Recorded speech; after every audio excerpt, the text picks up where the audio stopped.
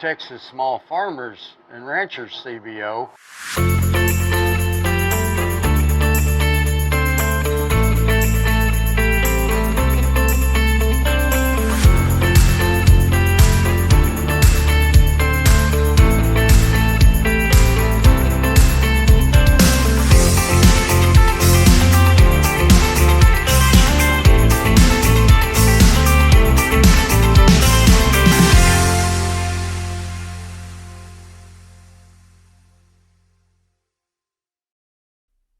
All right. Well, welcome, y'all. Sorry about the technical difficulties, but it looks like we got y'all jumping on now, and we'll just keep things moving right along. My name is P. Wade Ross, and I am joined here by Uche Ogba and by Arlena Brunsfield, and our special guest, Joshua Coleman from Farm Service Agency. And I got word just before we went on here that we have two folks on here that you're looking at with it's their born days. So happy birthday, Joshua, Arlena. Glad y'all could be with us today. Take some time out. And before we get rolling, y'all, few quick housekeeping items. Probably important to say this, and we'll repeat it again, Uche. We will be getting this recording out. We know there was some technical difficulties. There was a password code that somehow showed up and that shouldn't have been in there. So we do apologize for that, but we'll get that over to you so you can rewatch any of this in your entirety. Anybody who feels like they're missing anything. We will be trying to keep this at no more than 90 minutes, a little bit less than that, obviously. And we'll be finishing up.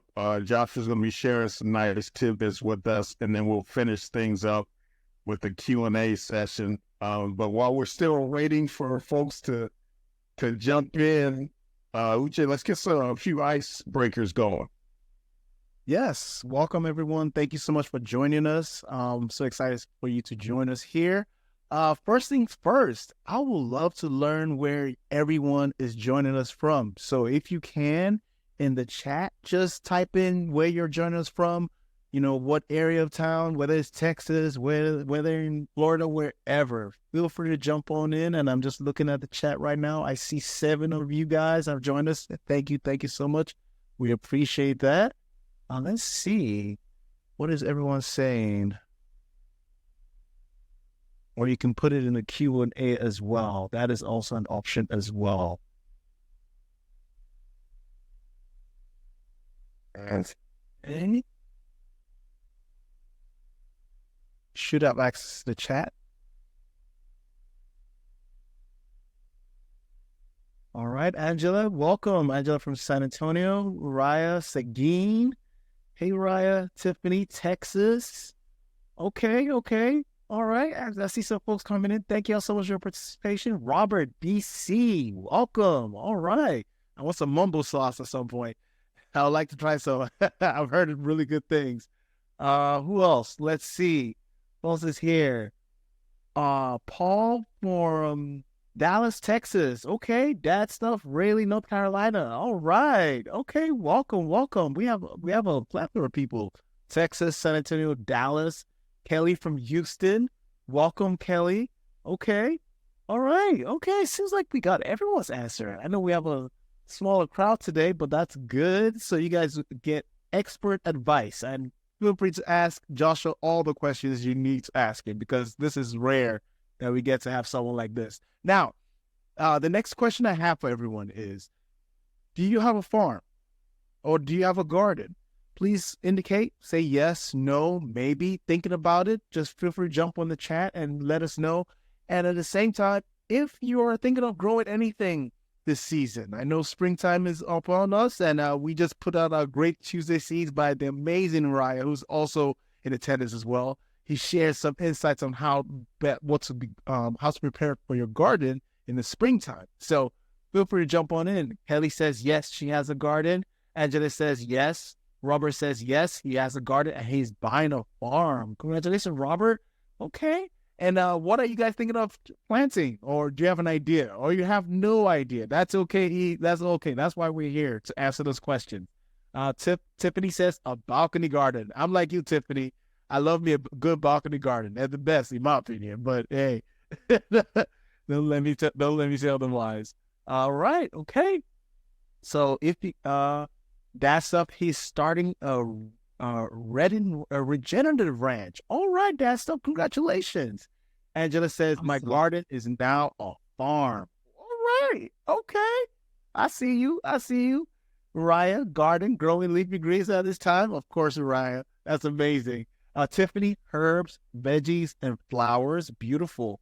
Robert, squash, eggplant, lots of tomatoes, carrots, and bush beans. I've never had a bush bean. I think I need to get that on my bucket list. What do you think, Arlena? I think you should. I think you may have, and you just don't traditionally call it a bush bean. I'm here to be educated. Mm-hmm. So I think we've gotten some feedback from some of our people. That stuff says grow medicinals in my pharmacy as well. All right, that stuff. Pharmacy. He says spell pharmacy with an F. So I want to see here what Edible herb. That's amazing. That is amazing. And the herbs, I know last Knowledge Forum we talk about food as a way of health. Food has been known as a healing formula for a lot of ailments. Folks may not realize it. So I juice every time. So for me, juicing is my way. I work out every day. So anytime I have some kind of inflammation, I'm in my juicer. I'm getting me some good greens in. I'm getting some good acids, whether it's like from my lemons or whatever, to reduce my inflammation. So it is really good. All right, I think we've gotten a good round of folks from here, Phil. That sounds good. Food is medicine. I and a lot of you guys know I'm been mostly a livestock guy, so I'm just getting. Although I'm in the soil, I'm a soil biologist, but my brother is the grower of the family, the vegetable grower. So I am proud of myself because we just, I just grew my first set of tomatoes. So I was sitting there, I was like, well, they're not as big as yours. And, my brother grew big, mine's a little small. He's like, dude, you gotta pinch the little baby ones to prune it a little bit. So, he's teaching me. I'm learning as I go, but, that's what it's all about. You direct that energy. Yeah, direct energy to the and cut it in the right spot and prune it. But that's what it's all about is learning. And that's what these knowledge forums are for, which brings me to our special guest and our topic for tonight, which is maximizing farmer resources. And we're going to just jump right into it, Joshua. If you don't mind, if you could share with us a little bit of your background and your role at Farm Service Agency. Will do. So thank you all for having me. Definitely glad to be back with you all. So for everyone joining, I have not had the privilege to meet yet. I'm Joshua Coleman. So I work for USDA's Farm Service Agency here in Texas. In my current role, I serve as the state outreach coordinator. So a large part of what I'm responsible for here in Texas is engaging with producers, farmers, ranchers, urban producers, niche producers, generally educating them about the resources, programs, services that are available directly through the Farm Service Agency, and also getting them connected with other agencies through the department if they're better suited for some of those needs that producers have. A little bit general about Farm Service Agency. Our agency is the one that's responsible for the farm loan programs within USDA, and so our staff is responsible for those programs. We also offer a suite of safety net programs, and those programs consist of disaster programs, conservation programs, and price support programs. And so in some sense, looking at FSA's programs are a little bit focused on the business aspect of supporting producers. So either we, for those maybe beginning farmers or ranchers, which most of y'all seem as if you are, part of our goal is helping those producers to get into production if that's their goal. And then once they get into production, we're trying to help keep them in production through our other financial assistance and safety net programs that we offer. In addition to these roles, also serves as communications coordinator. So all of our press releases, newsletters that we send out, we make sure that we get that information out to keep producers and the public informed about what's available through Farm Service Agency, and also serve as the beginning farmer and rancher champion for FSA. Every state across the country has a beginning farmer and rancher team that does have a coordinator as well for every state. The beginning farmer and rancher teams are composed of Farm Service Agency, the Natural Resources Conservation Service, the Risk Management Agency, and Rural Development. So between our 4 agencies, we all have programs that can assist beginning farmers or ranchers depending on what their needs may be. And so we just try to help provide producers with a lot of the initial information, help to connect the dots for them, and then get them connected with their local staffs or local contacts that can help take them the next step of the way with getting involved and engaged with our programs. And so hopefully today, we'll be able to get some good information shared out to you all. Again, we are a federal agency, so we are present in every state within the country. And so most of the information I'll share might have a little bit of a Texas twist to it. But definitely for every state, no matter where you are across the country, there's an FSA office that's there available locally that's more than happy to help answer any questions and help you all get involved in any programs that may be of interest to you. All right. Well, we're glad you're with us in Texas, man. Glad to be here. Yes, we are. Well, I have a follow-up question. I know me and Phil, we've been talking a lot about this, and I would like to learn more. So, you've seen some of our guests, they have farms or they have gardens, and they're thinking about buying a farm or getting a garden. But there's a thing that I've heard, a farm number. Should a small acreage farm or micro farmer have a farm number, and what is the requirement to get one? So if any producers wants to do any business with our agency, being FSA or through the Natural Resources Conservation Service or NRCS, generally that farm number is going to be that initial thing that's required. That farm number is an identifier that we use internally within USDA that identifies the physical property that producers have. And so we'll get that information mapped off in our GIS systems and assign that farm number to it. That farm number, it is separate from any other identifiers that you may have. And so sometimes we get the question, well, is it the same as my tax ID number that I may have through the state, or I have a timber ID number? Is it that number? No, it's a totally separate number that's issued by Farm Service Agency that's utilized for our programs. I'll share my screen here just to give you all a little bit more information about it. And so generally once you come in to get that farm number, some of the initial things, if you've never been into your local FSA office before, that you'll need to be prepared to bring, they'll be proof of identity. So we'll want a copy of your driver's license so we can verify that you are who you say you are. And you'll also need, and we'll request a copy of your social security card. That's just so that way we can verify your social security number, since if you do receive any payments through Farm Service Agency or NRCS, those payments may be taxable income. And so producers do receive a 1099 for those things. And so that's why we require your social security number. If you are operating as an entity, then we'll also need that employee identification number that's been issued by the IRS. For the actual land and property itself, for the farm number, we'll need a copy of the deed just to show who owns that property. If it's land that you lease or that you rent, then we'll ask for a copy of that lease agreement. And then some of the offices, they may verify that information according to the deed to ensure that whoever signed the lease actually has authority or owns the land to give that authority to operate that farm or ranch on it. And so for most of our programs, you don't necessarily need to own property to participate.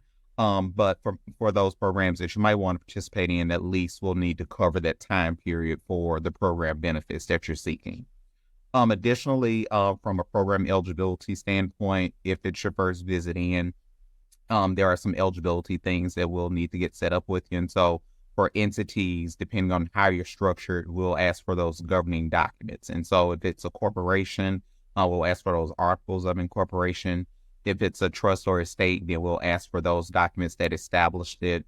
Or if it's a partnership, then we'll ask for those partnership documents as well. And so after your local FSA office and team, they've had a chance to get that information and review it. So they'll get you issued that farm number for your farm or ranch. And so with that, we can create farm numbers down to 100th of an acre. And so that's roughly 400 or so square feet. And so we can make them really small. So you don't need to have large properties just to get a farm number. There's no maximum size of what a farm can be either.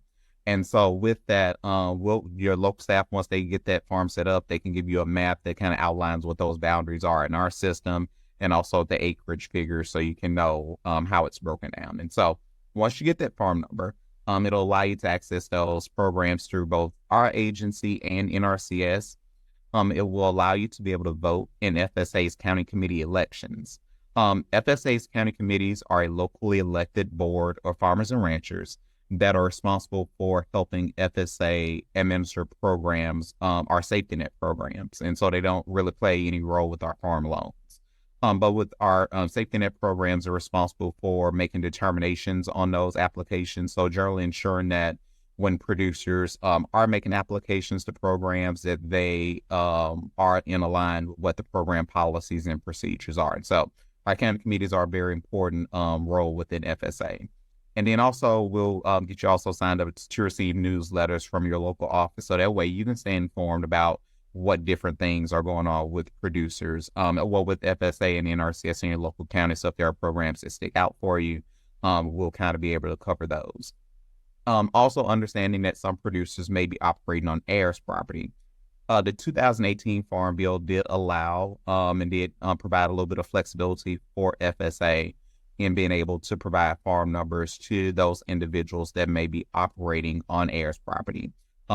Heirs property being property that does not have a clear defined ownership to it, and that has likely been passed down between generations after the recorded owner has passed away. And so if you live in a state that has adopted the Uniform Partition of Heirs Property Act, or the UPHPA, we can accept either a court order that says the land meets the definition of heirs property, or we can accept a certification from the local appraisal district or tax office that the recorded owner of the land is deceased and at least one heir to that property has started the procedure to retitle the land.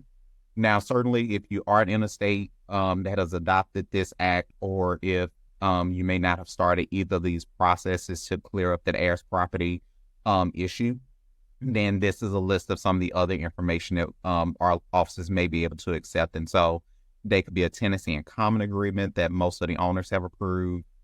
They could be a self-certification that you have control of the land for a farm or ranch, or it could be council checks or receipts that you may have for rent payments, tax payments, or things of that nature. And so this is not an all-inclusive list, but just kind of gives you an idea of some of those things that may be available if you're operating on heirs property. And so regardless of whether it's land that you own, land that you lease, or if it's heirs property, this is generally the same process across the country that you'll go through to get issued that farm number.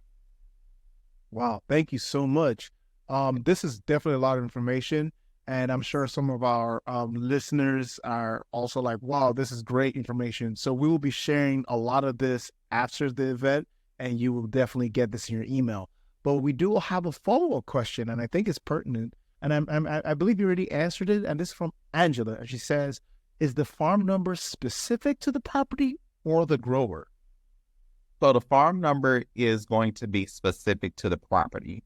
Now, if you can operate on multiple properties, and so if you have maybe one place here to grow on and one place there to graze livestock on, then you may have two farm numbers for each of those. And so the farm number itself is specific to the property. Oh, thank you. That's enough.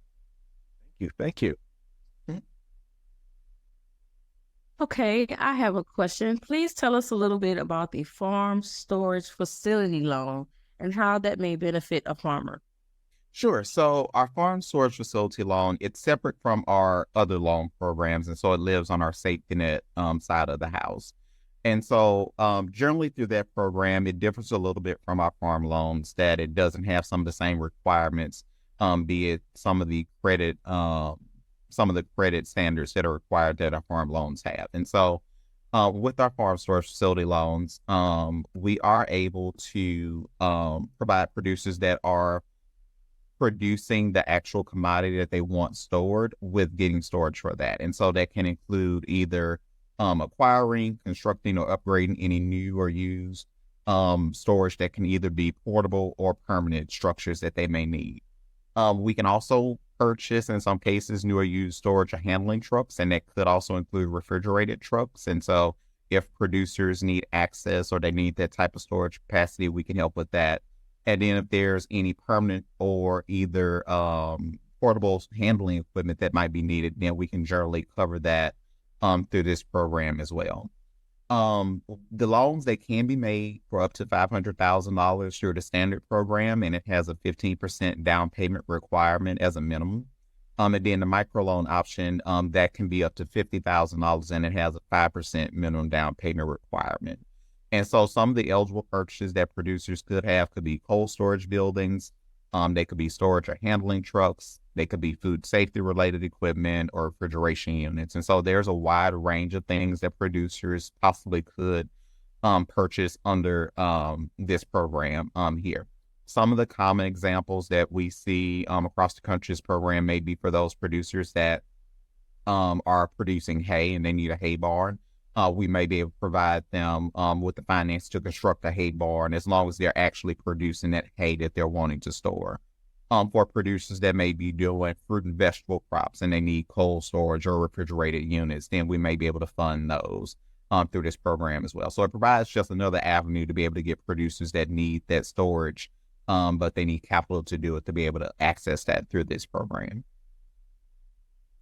That's good info. And I know we have quite a few, and some of the things that we're doing and having coming down the pipe.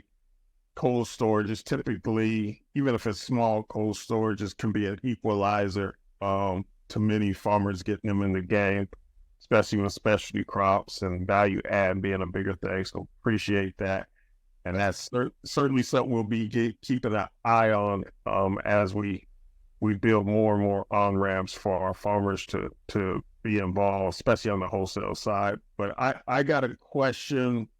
I'm almost hesitant to ask it, only because how I feel about loan readiness and being ready for loans. But can you touch on some of the key things that people would need to know when qualifying for a farm loan, and also kind of touch on, I think you already did a little bit on some of the things that people actually, that you're seeing, people using the farm loans for? Yeah, so some of the common things that we come up against sometimes with producers when it comes to farm loan applications or just the process itself is a little bit, a lot of it kind of hinges on the application piece of it.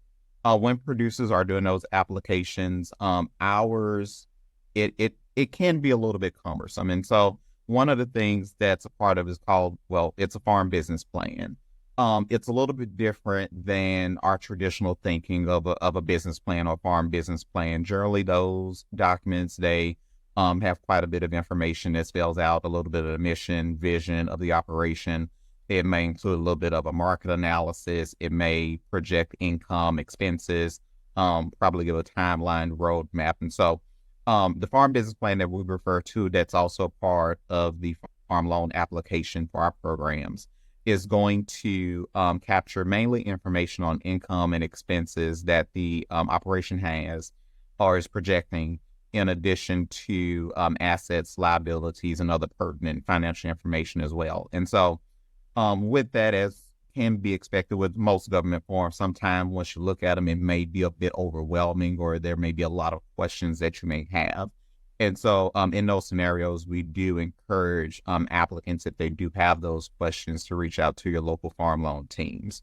Our farm loan teams, as well as our staff on our farm program side, we are here to help. So we understand that producers, sometimes there's a lot of hesitation, and there's a little bit of a trust factor that kind of goes along with that, given a little bit of history that our agency has.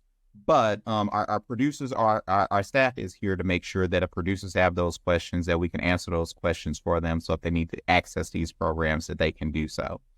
I'll run through it a little bit later, but we have rolled out some new tools on farmers.gov that do make that process a little bit easier and can help the guide producers a little bit further and probably answer some of those initial questions that they may have. And so that's another good way that the agency is trying to work to make those interactions with potential applicants a little bit better, but also help them to be a little bit more prepared once it comes to the application side of things. Just touching a little bit on some of the loans that we do have available. So we do have farm operating loans. And so these can be used to purchase equipment. They can be used to purchase livestock. They can be cover production expenses. And in limited circumstances, they might be able to refinance certain operating expenses. And so generally anything that you would need to carry out that farming or ranching operation, those would generally be eligible under our operating loan program. These loans, they can be repaid in 1 to 7 years, depending on what it's borrowed for. And so if you took out a loan to pay land rent for the year, then that would probably be a 1-year loan. But if you bought a piece of equipment, it would probably be on that 7-year loan term. We can make these loans up to $400,000 through our direct program.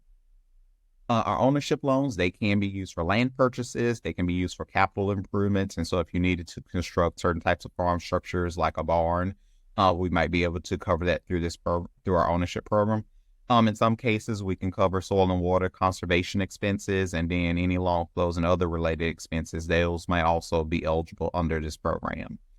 These have terms that can go up to 40 years, and then there's a limit of $600,000 for these programs.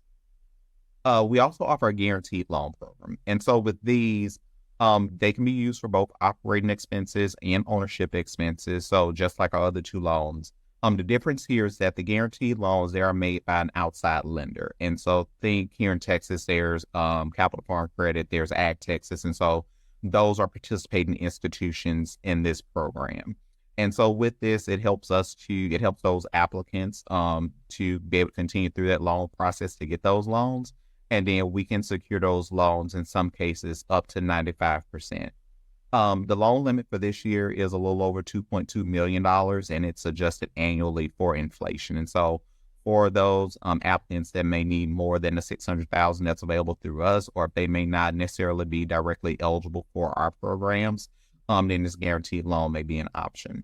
One of the things that I did mention on previous slides before I started was that for producers with our direct farm loan programs, generally they have to be unable to get credit on the commercial market. And so with that, years ago, FSA used to require applicants to provide turn down letters. So you actually had to go and apply somewhere and get a turn down letter, say we wouldn't give you a loan before you can come on FSA and apply for one. So that has changed. And so now when applicants, when they sign that application and submit it to FSA, part of it is a certification that they cannot get credit elsewhere. Now, through the loan review process, application review process, our staff, we do utilize software, and part of that software's determination is whether an applicant may be likely to get credit or not on the commercial market.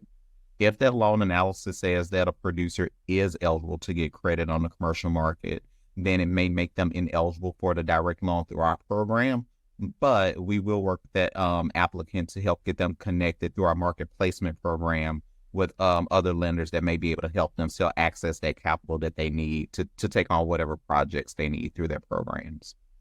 We also offer a down payment loan program. And so for those that, again, may be interested in getting started or purchasing land, this program, it can be used by beginning farmers and ranchers, veteran farmers and ranchers, and socially disadvantaged or historically underserved farmers and ranchers.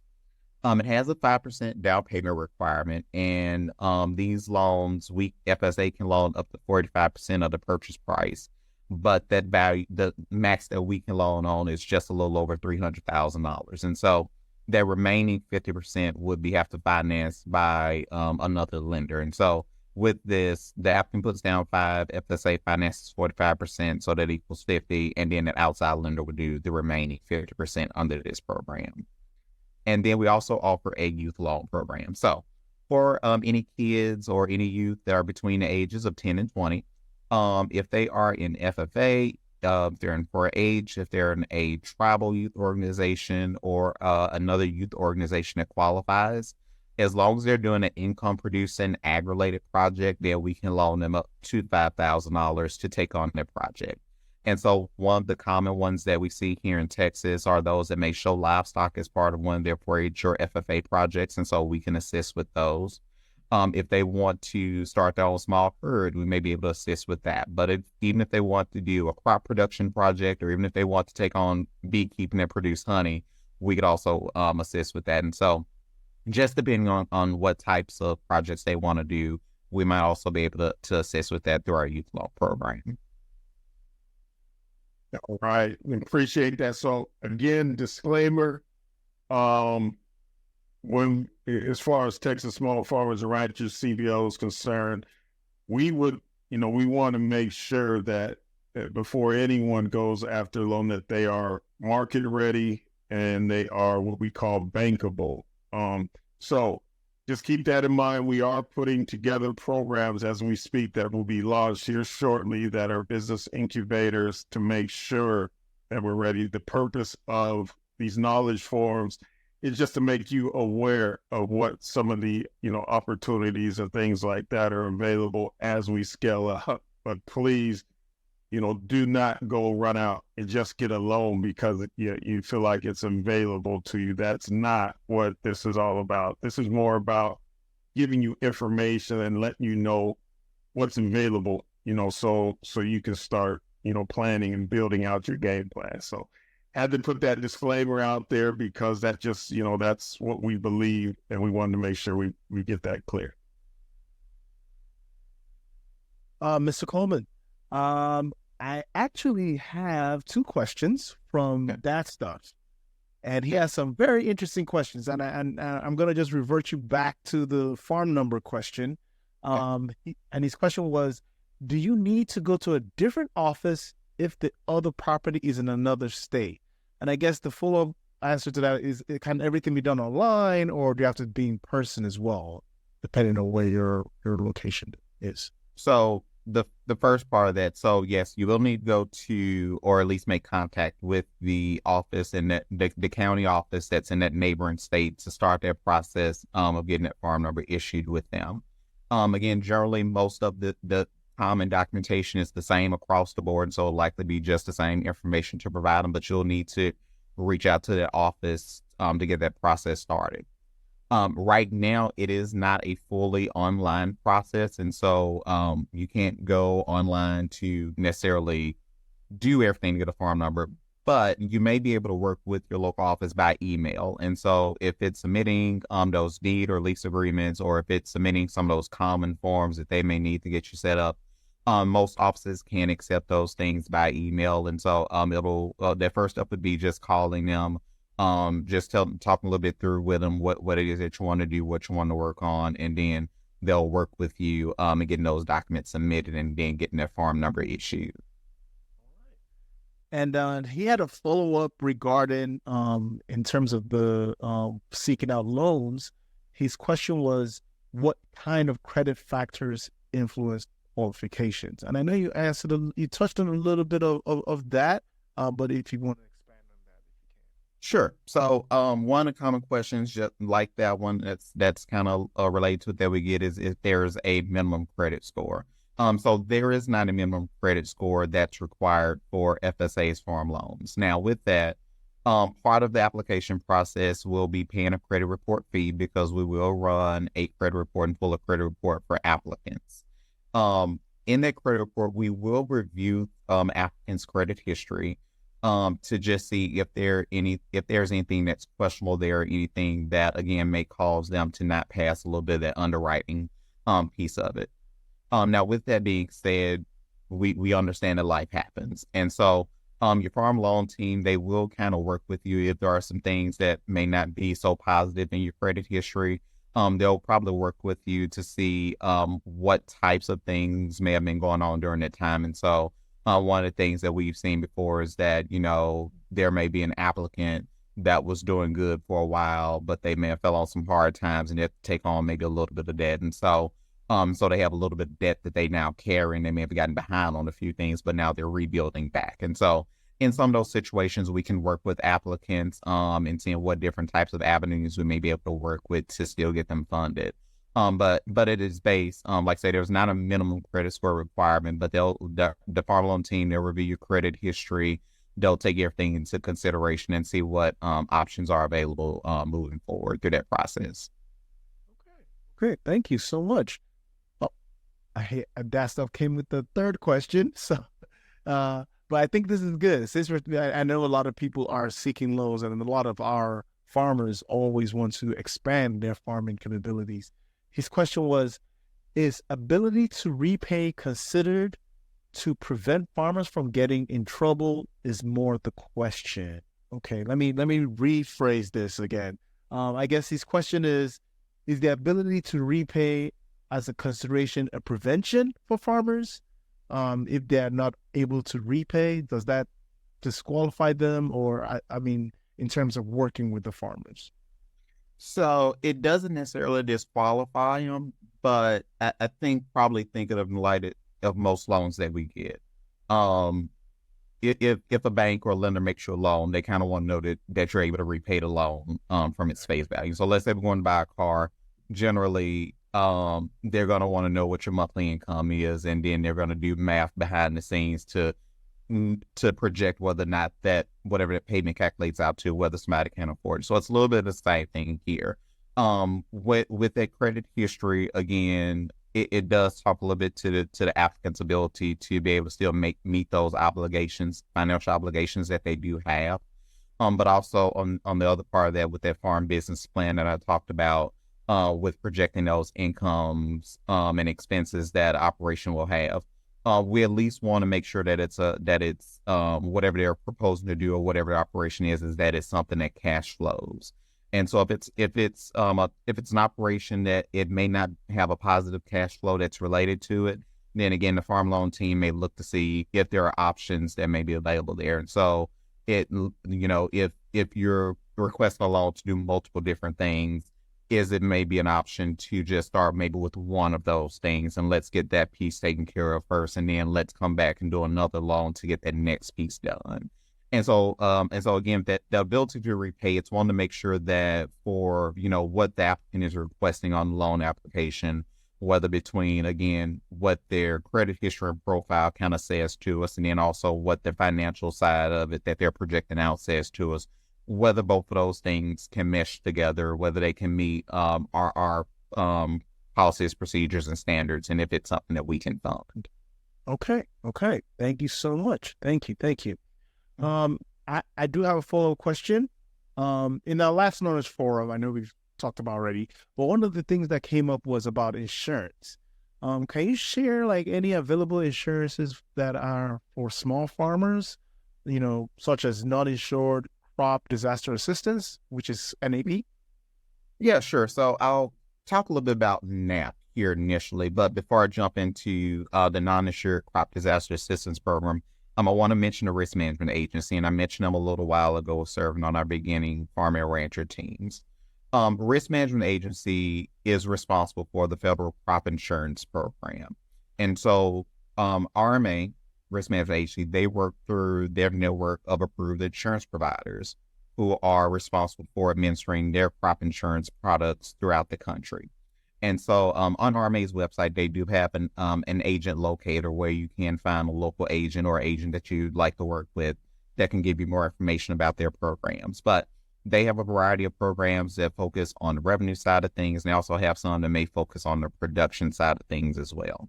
Now, on the production side of things is where FSA falls in with our NAP program.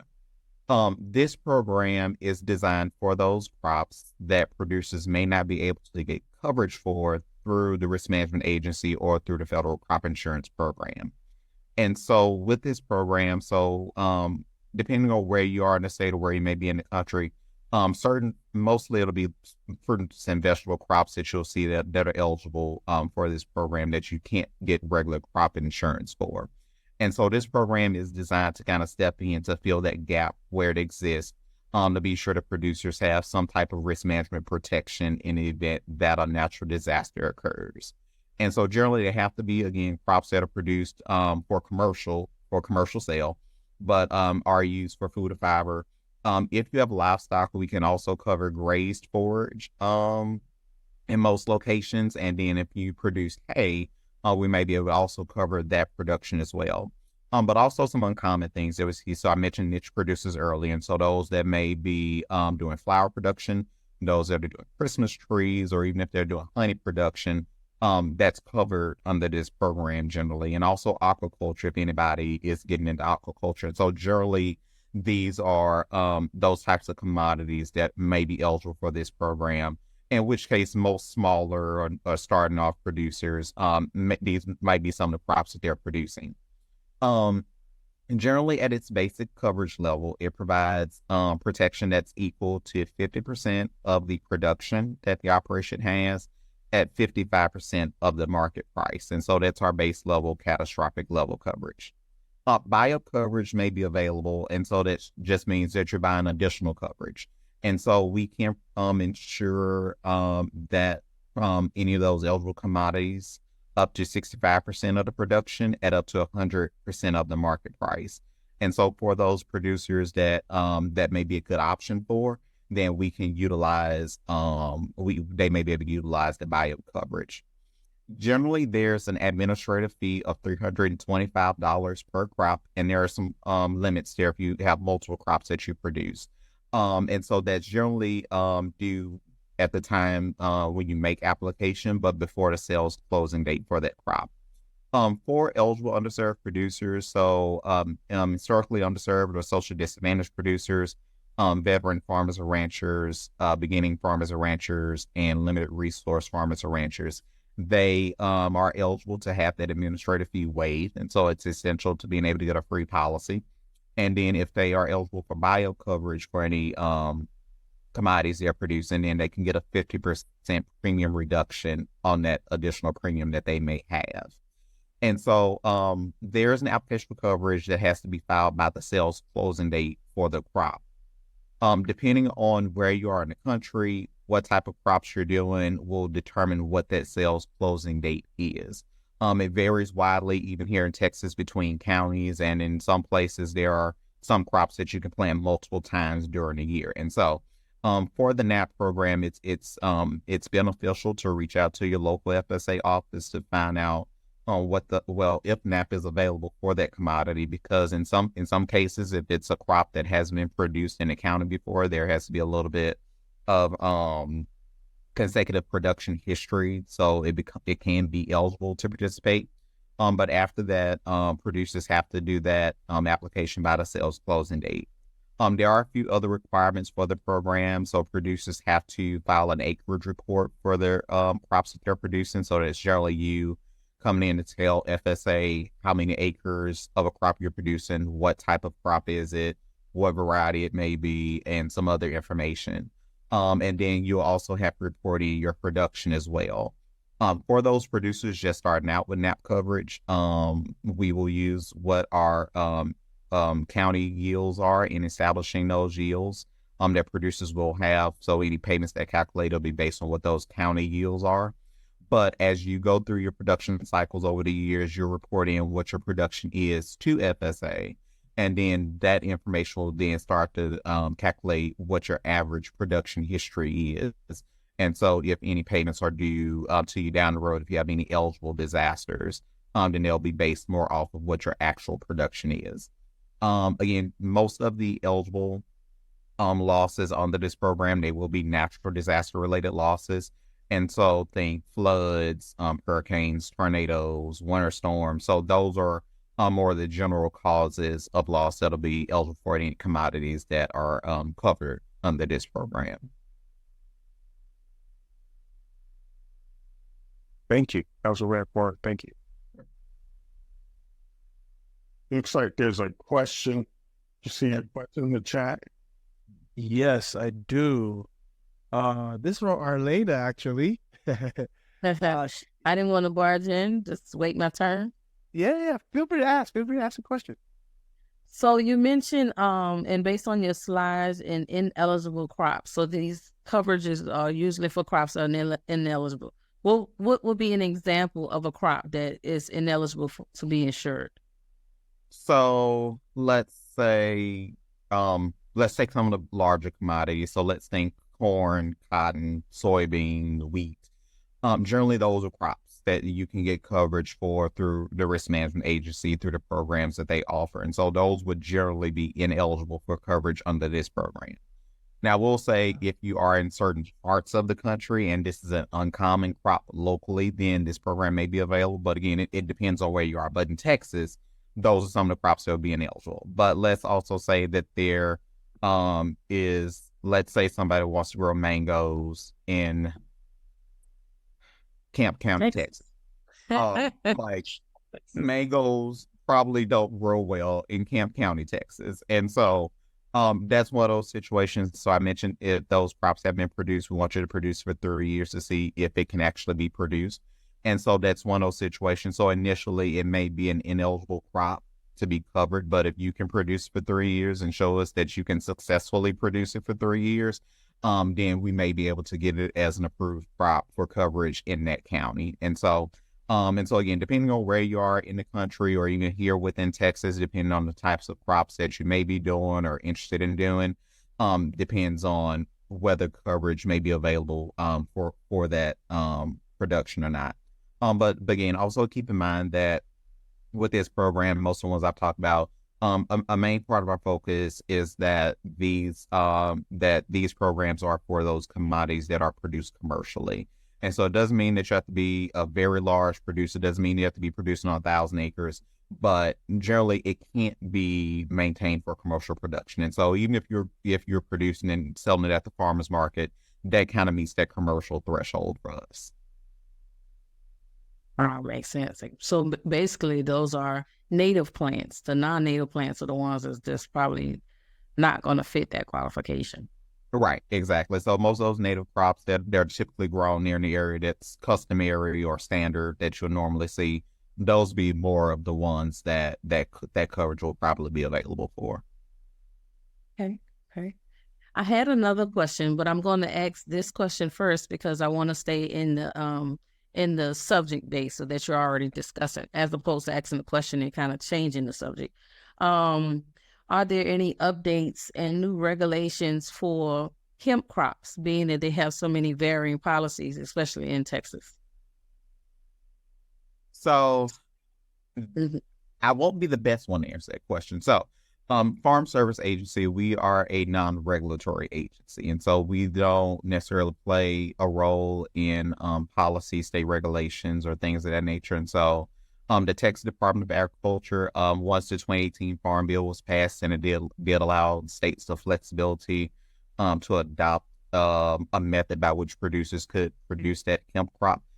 They took charge on that and then did kind of go with leading that through the state. And so once they rolled out their plan, I think there have been a few changes in how they've administered that program. But if you go to TDA's webpage, I think that they have a webpage that's specific to hemp. And so those that are interested, they can definitely read a little bit more there in what it takes to get that license and that permit through TDA. Now, I do think that TDA, for part of it, they do require those producers to get a farm number through FSA. And so for that piece, we play a role there of making sure that we can get producers issued that farm number for TDA purposes. And then for some of our programs, hemp may be an eligible crop for, depending on which program we're looking at. But just from a regulatory standpoint of it and some of the different policies and procedures, Texas Department of Agriculture, they'll be the best ones to get the latest information from for anything focused on hemp production. I was just wondering if, because of becoming more popular and it's growing as a growing commodity in Texas, if you've experienced producers seeking coverage. So, especially with extreme climate changes. Yes, so we have in some of our counties have producers that have utilized the NAP program for coverage of the hemp commodities. I would encourage producers online on FSA's website there is a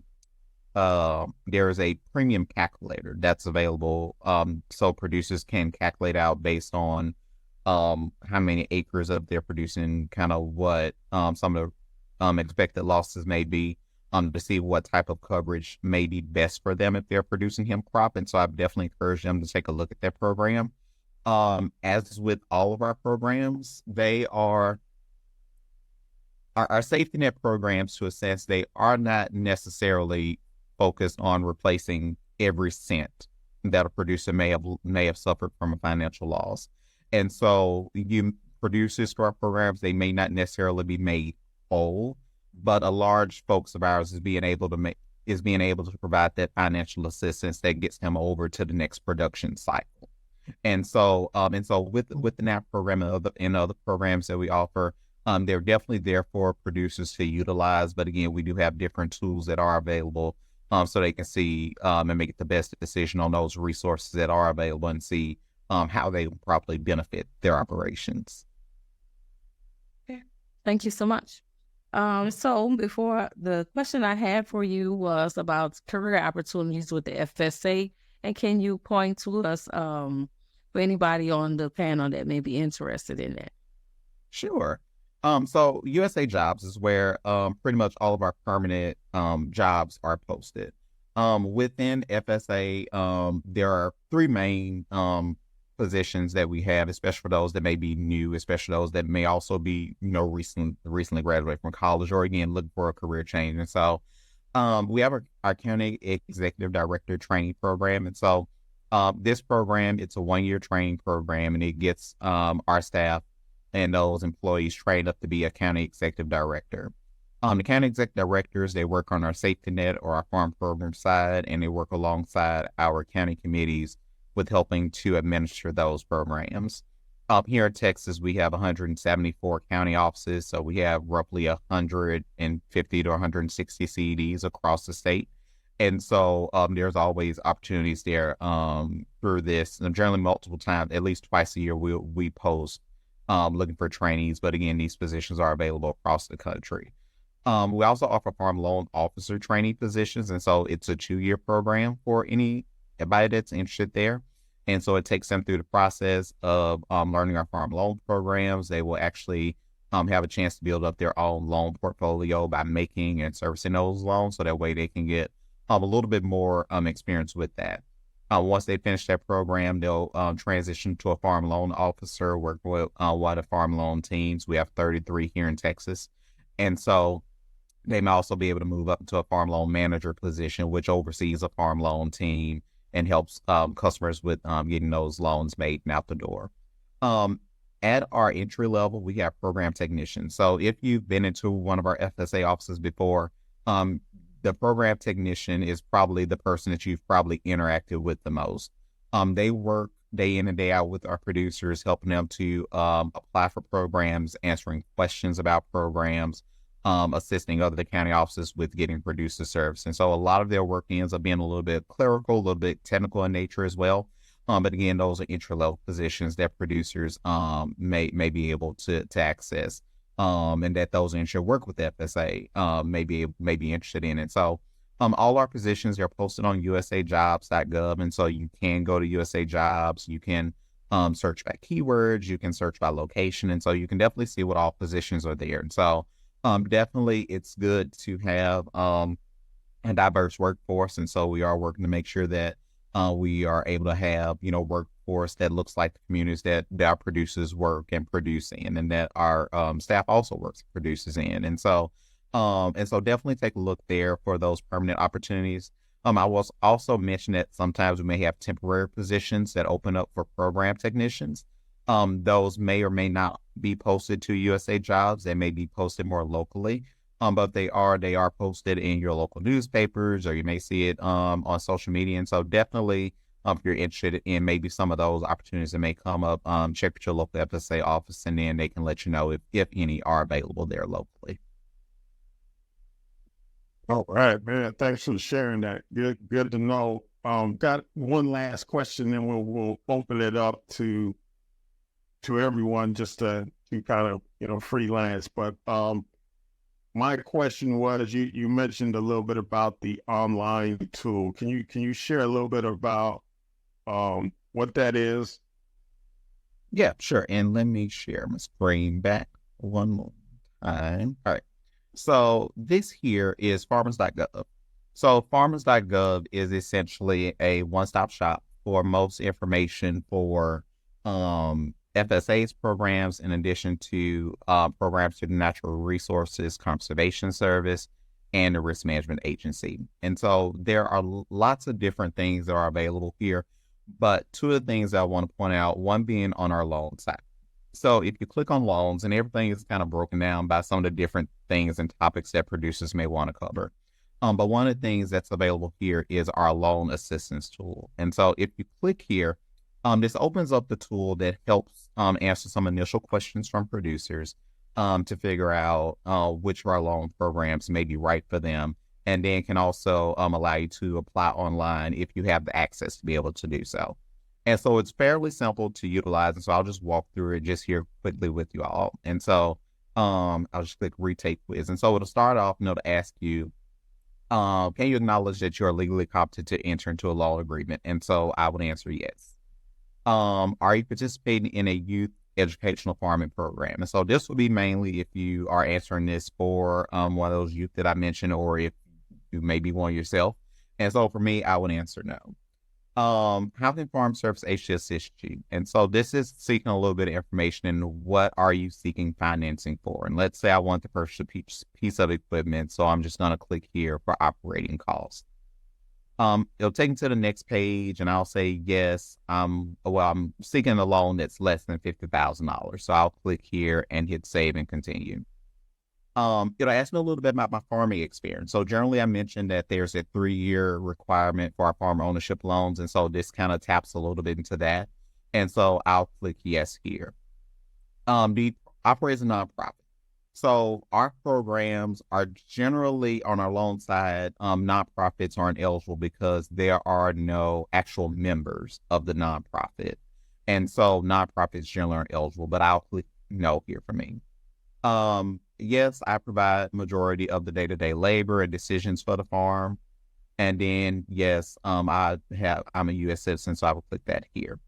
And so part of FSA's programs is that producers or applicants cannot have been convicted within the last 4 years of planting, cultivating, growing, producing, harvesting, storing, trafficking, or possessing a controlled substance. And so if that is no, you'll click no here, hit save and continue, and then no, I've never been convicted of a federal crop insurance violation. And so does your credit history demonstrate on-time payments? And so for here, I'll just click no. And then no, I'm not delinquent on any federal debts or any unpaid judgments. And while debt forgiveness has generally been an ineligibility factor, some things may not be considered there as being debt forgiveness. And so if producers have had debt written off from any discrimination complaints or settlements through the agency, generally those don't apply here. And so, but I click no. And so after you finish all those questions, it'll give you your results quiz. And so for me, it recommends that an operating loan may be the best option. And so it goes down to tell me a little bit about the microloan. Since I said I didn't have a good payment history, it tells me, and it kind of flags it here, that this is one of the common reasons why applicants may be denied. But again, it encourages producers to talk about that with their farm loan officer or their farm loan team to see what options may be available. There is a readiness checklist that's available that it will produce to you. So it kind of lets you know what type of documents that your loan team will ask for. So that way we get ready to go in, you'll be a little bit more prepared. And then again, it takes you to the form to either be able to apply online. And so if you have the access to apply online, you can do it there. Or if you need to access the actual loan forms, it allows you to do that as well. And then it allows you to access your local farm loan office so you can find their contact information. And then if you want to keep a track of these quiz responses that you did, you can download it or print it so that way you can have a copy of what your responses were as well.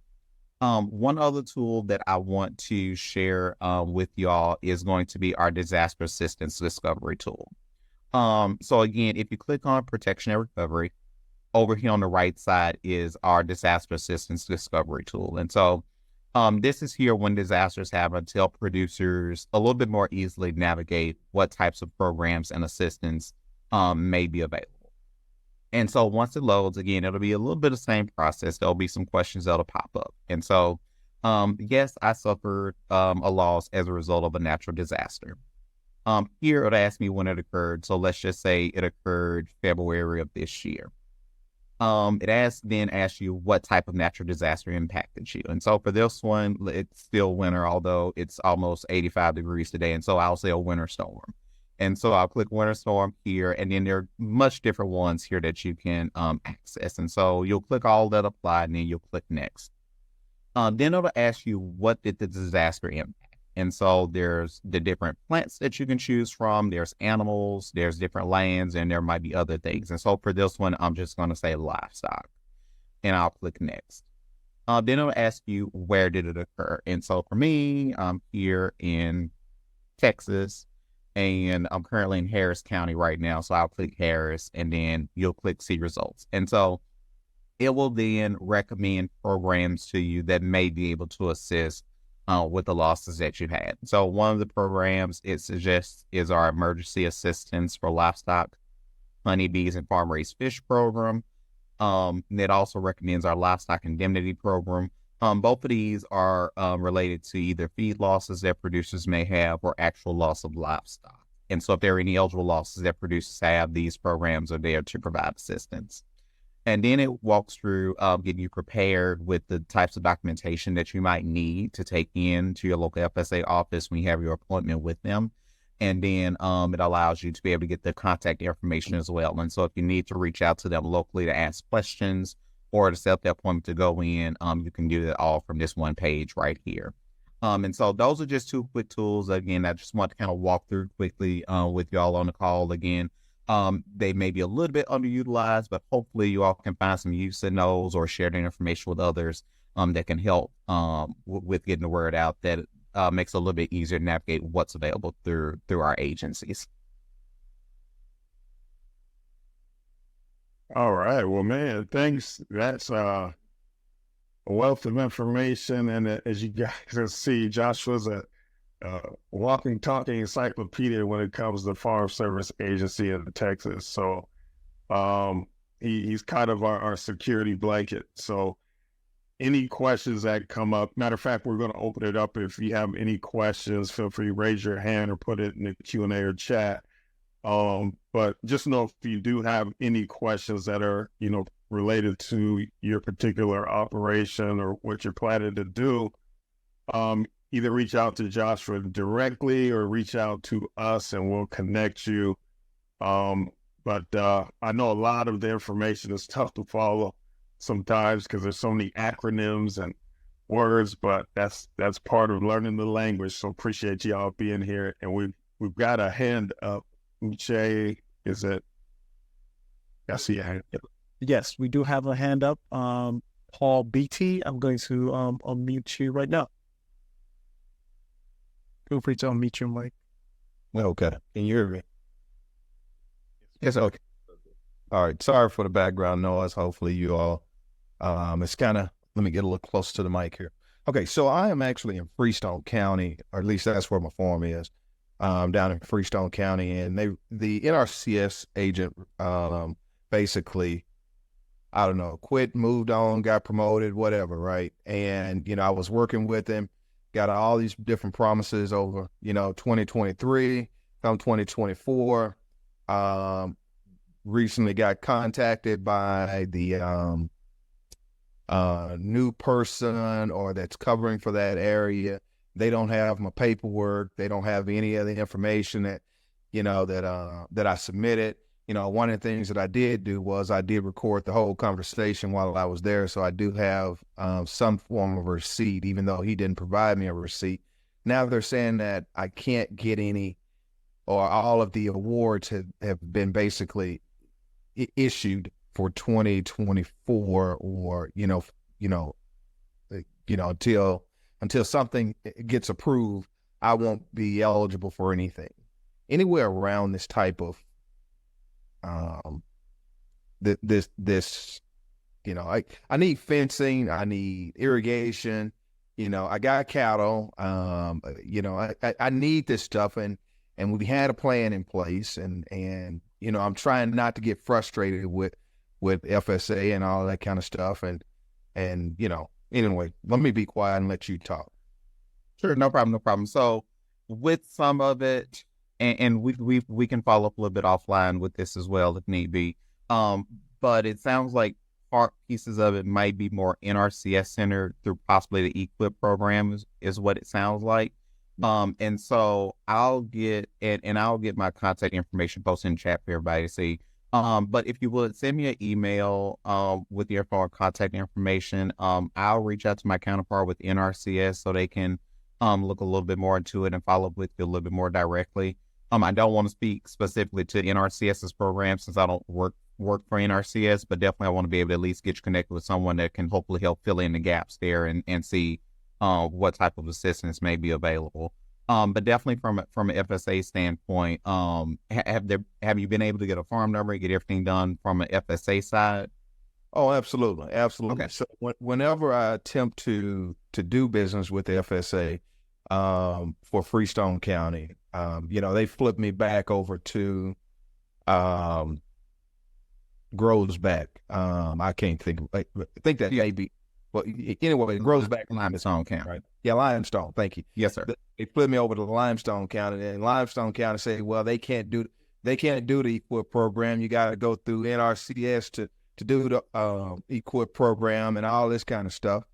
And so, it gets a little frustrating for me. You know what I mean? I got lots of things on my plate to deal with, but anyway, I don't have Joshua. Let me just get your name. I got your name. I'll get your email address and send you something. Yeah, sure. And I'm gonna try to drop it in the chat right quick if I can, or I don't know if I can post it in the full chat, Uche. But I'll be sure to get it. But I will say a little bit piece of it on the FSA side. So with FSA's office structure, we have a few different structures for offices, and so we have standalone offices, which are pretty much offices that cover one county. We have combined county offices, which is one office that covers multiple counties, which is the situation with Limestone. So our FSA office there in Grosbeck covers both Limestone and Freestone counties. And then we have shared management offices, which are offices that may be standalone or combined offices, but they have the same CD between those offices. But and so with that, so the office in Grosbeck for FSA, if you need to do any FSA work for Limestone or Freestone County, the FSA office in Grosbeck handles everything FSA. Now I think NRCS may have a separate office in Limestone County. I think a separate office in Freestone County. And so if you're working with the office in Freestone County, then there might be some eligibility forms, which FSA generally handles all the eligibility side of things for our agency and NRCS. And so there may be eligibility forms that need to be completed that, again, those forms have to be done with the FSA office in Grosbeck. But from an NRCS standpoint, again, I don't want to touch too much on kind of what's going on there. But again, we'll kind of get you, hopefully we'll be able to kind of get your response that can hopefully see what next steps may be available there for NRCS. Okay. Well, I appreciate you. Yes, sir. And Uche dropped my email address in the chat there. And so if you will, go ahead and send me an email if you can this evening, and then I'll get this information passed along, and then hopefully we can get somebody to follow up with you and look into it. Okay. Thank you so much. Yes, sir. And I appreciate, I truly appreciate you bringing that up, because it is a common frustration. As far as you as a farmer, you're looking at, USDA is USDA. So you're thinking one hand, talks to the other. Sometimes that's not always the case, depending on the county setup. So just know that going in, trust me, we've gone through some of the similar things. It is what it is, but the important part is knowing that, sometimes depending on the county setup, while FSA and EQIP and NRCS, while FSA and NRCS have different roles, and you sometimes think that they can go right across the aisle and tell the other one versus coming to you, it doesn't necessarily happen that way. I think Joshua will, it's okay for me to say that. No need to sugarcoat it. That's part of what these are about. I think that's something that they're trying to work on, but just know there's different roles. One form maybe going to FSA, and then they tell you to call it RCS, and you're thinking in your mind, hey, that's the same. You guys are one and the same, but it's not necessarily that case. So appreciate your patience, and just know you're not the only farmer with that kind of frustration. Thank you. And Phil, I'll add one thing more in here too that Mr. Paul brought up is on their receipt for service. And so this is kind of across the board for everybody on the call. That the receipt for service is a federally mandated through the 2014 Farm Bill document that producers that are doing business through FSA, NRCS or rural development, that they have to be provided that documentation when they come into either of our offices to do business, request a benefit or service from us. FSA, for FSA specifically, when you go into our offices and interact with our staff, generally most of our offices have a front counter. At that front counter, there's either going to be a receipt for service poster there, or there's going to be one posted nearby that promotes their receipt for service and encourages producers to make sure that they get one before they leave. Our staff have been instructed and have guidance that for those elder interactions, which are most ones, there are a few exceptions for things that don't or that won't automatically say their producer needs a receipt for service, but for most interactions, it requires them to provide the receipt for service. All of our employees across the state now also have name badges that identifies who they are, and also has a tagline that says, "Don't leave without your receipt for service." And so there are multiple different ways that we're working to promote their receipt for service to ensure that producers are getting those before they leave the office, so we can make sure that those interactions are recorded, so that way we can know what producers came and asked for and what the results of those interactions were. And so definitely, if you aren't automatically provided their receipt for service, be sure to ask one before you leave. In most cases, we can email those, and so you can have that directly in your email. But if you prefer to have a printed copy before you leave the office, you can ask for it to be printed, so that way you have a copy to take with you.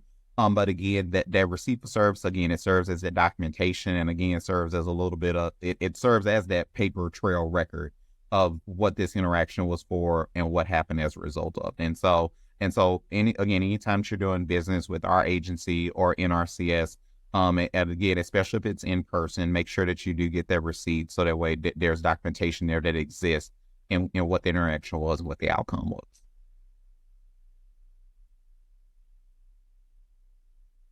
Thank you for that, Mr. Coleman. We do have a question? Oh, no, just a comment from Angela. She says, "I've listened to FSA infomercials several times, and this was the most informative. Thank you for engaging information." So people are pretty happy about it. And if anyone in the chat has a question, feel free to ask. I know we are close to the end time, and we've been fed a lot of information. I've learned a lot. I'm excited. I think we've all learned a little bit, if not a lot, about how best to interact with the Farm Service Agency and the entire farmers.gov website as a whole, because I really enjoyed the online piece and understanding how best to navigate, because we're in this world of digital age and we're all trying to jump on in. Mr. Paul Beatty, do you have another question, sir? I have one more question, if you don't mind, real quick. So I told you I got my farm down in Freestone County, okay? But I'm doing a little business up here in Dallas as well. And I'm trying to figure out, do I need to register my property here in Dallas as a farm, or do I link it to my FSA number down in the country? What are your thoughts about that? Does that make what I'm asking? Let me just make sure. Yeah, yes, sir. And just to make sure I'm clear, you're asking if the same properties can have generally the same farm number. Okay. So no. So since it's property that's in separate counties, they have to have separate farm numbers to them. And so for the property that's located in Dallas County, we have a new urban service center there in Dallas. And so there'll be the office to reach out to, and they cover all of Dallas County. And so they can work with you in getting that farm number set up. And so generally it'll be the same process that you went through to get that farm set up down in Freestone County. Now I'll go a little bit further with that, because some producers may have multiple places in the same county. If producers have multiple properties in the same county that they own and they're the main operator on all of those, and we can, in most cases, combine those under the same farm number. But again, they have to be located within the same county. But for your situation, it'll be working with the office in Dallas, and then they can work to get that farm number set up for you. Okay, thank you. Yes, sir. I believe we just got in the chat. Willie Holman just mentioned Mr. Beatty. Feel free to reach out to Willie Holman. I'm working to get his contact information for you. He said that he can probably also assist you in this issue as well. Oh, that's awesome. Thank you, Mr. Holman. I didn't want to volunteer you. I saw you on there as our resident expert at RCS. So thank you for stepping up. And I do want to point out, that's what we're here for, our organization. I'm going to shoot out in the chat is our email. If you ever have any questions or something like this comes up, because it can be tough navigating, right now until you actually figure out who to talk to. I'll just tell you what I do. In fact, I go straight to Joshua or Mr. Holman, and I got a couple other contacts. So if you have any questions, let's cut out all the puzzle to it. Just email us, and we're going to put you, we're going to connect you with the folks you need to talk to, because the last thing we want is any of our farmers frustrated about the process at all. So just keep that in mind. You got the email there, and pass that on to anyone else that might need it. That's what we're here for, is to be that buffer for y'all. Is that it? Which we have to tell? I know we try. Okay, yeah, we're right at the end, so we're gonna go ahead and unless Joshua, it looks like you got anything else to add to that? Yeah, so I finally pulled up the chat, and it was just one more question that I saw from one more question I saw on if we're aware of any state or local agencies that mirror FSA that they should try prior to going to it. So most different state agencies will have a bit of a different focus in the programs that they offer, and that's kind of the same across the board. And so again, our programs are federal programs, and so they aren't necessarily the same thing that the states offer. I will say for here in Texas, I do know that TDA does some programs, and to some extent they mirror a little bit of what we do, but they also have another entirely different suite of things that they offer that we don't touch on. I know one thing is they offer is a young farmer grant program. So we don't do anything like that through FSA, but they offer that through TDA. And so depending on what state you're in, your state Department of Agriculture will be a great resource to peruse their website, see what different programs and resources they have available. And we always promote the local extension as well. And so every state has an extension. If you're in a state that has both an 1862 and 1890 land grant institution, reach out to both of those. They also have great information and can also help connect with resources too. All right. So I think, am I okay to do the outro? Let's see. We got, okay. And Robert says, thank you. Great presentation. Appreciate that, Robert, and everyone who's joined us. We do encourage you, continue checking your weekly emails every Tuesday for our newsletter. In there, we're giving you snippets of some of the key information, the need to knows for us farmers, ranchers, especially in the Texas area, but abroad as well. Keep jumping on these knowledge forums. We're going to be doing this every month. You're always going to get some nuggets in there. So even if it feels like it's not something you need to know about, it's all about learning the language, what is happening out there. So we encourage you to continue to jump on and invite a friend. And I want to thank all our panelists for especially you, Joshua, and the birthday girl there, birthday boy and girl. Both birthdays one day. I think that's Birthday twins. Yes. Thank you. Y'all, bless your day.